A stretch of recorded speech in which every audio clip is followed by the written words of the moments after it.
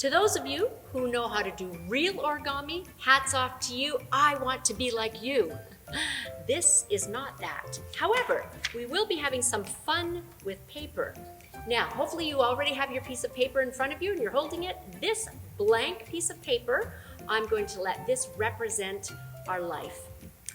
Psalm 139 says that I praise you because I am fearfully and wonderfully made. Later it says, you knit me together in my mother's womb.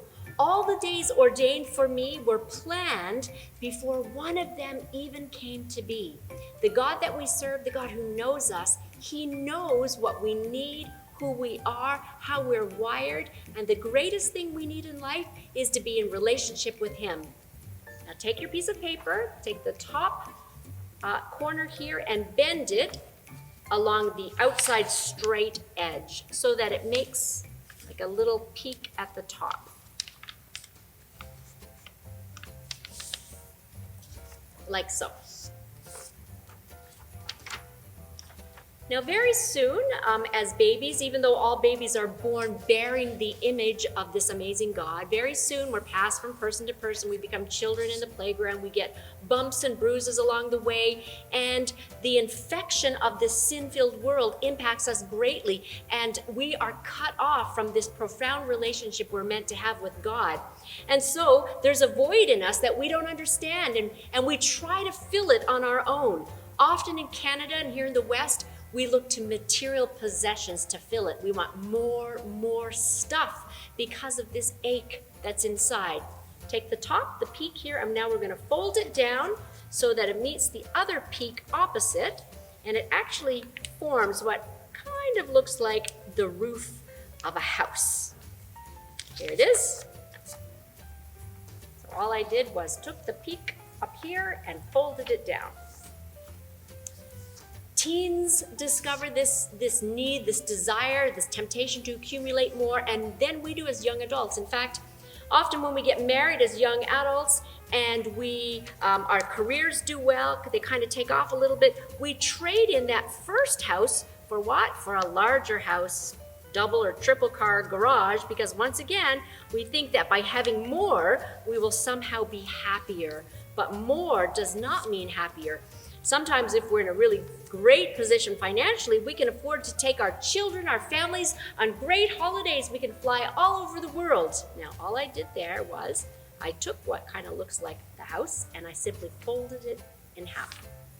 But it doesn't matter how much wealth we have, how much fun we can have. At the end of the day, there's still this yearning deep inside of every person. And when we're alone in the quiet, we recognize that void. Now, at some point, and today, sadly, especially among our teens and young adults, there's a falling into depression and anxiety again because this fulfillment has not been found. Now, you're going to tear about a quarter of the way in, and it's going to be as straight as you possibly can, a straight line, just straight down. If we still don't know how to fill this void, we can actually look to really frightening and destructive habits like addictions or hanging out with absolutely the wrong people, choosing really devastating patterns in life, and then we end up with such broken pieces and still the void, the emptiness is there. Perhaps you're thinking, I don't struggle with addictions. I haven't done any of those kind of overt sinful things in life, and maybe to fill the void in your own life, that emptiness, you've tried really hard to live a morally upright life. You've been a good contributor to society. Maybe you've even attended church regularly. But still, this can give into a kind of arrogance, but at the end of the day, there's still an emptiness inside because you still haven't figured how to fill this need for a profound relationship, the need to truly be known. And so at some point, all of us, my friends, we face death.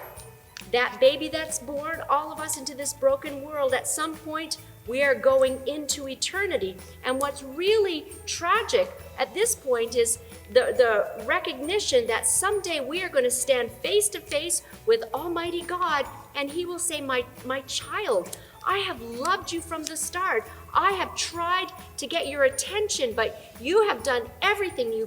You've tried yourself to fulfill the need that's in you. You've looked everywhere except to me for my gift.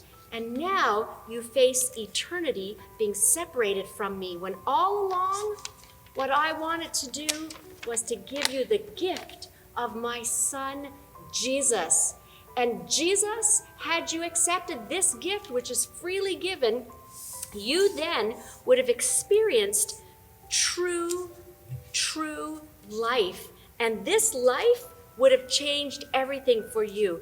In fact, my word says in John chapter 10, verse 10, the words of Jesus, I have come to give life, and not any kind of life, but extravagant life to the fullest. And had we accepted that life and known that life this side of heaven and in the next, it would have changed everything.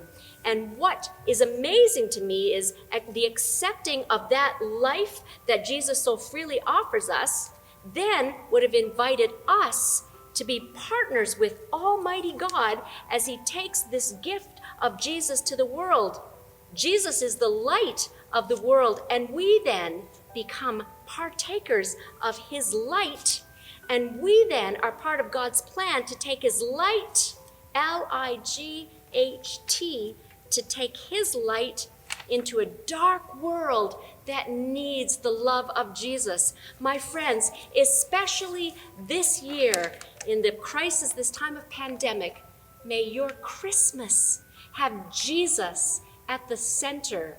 And may we all remember that we represent him and we take his light inside of us to this world.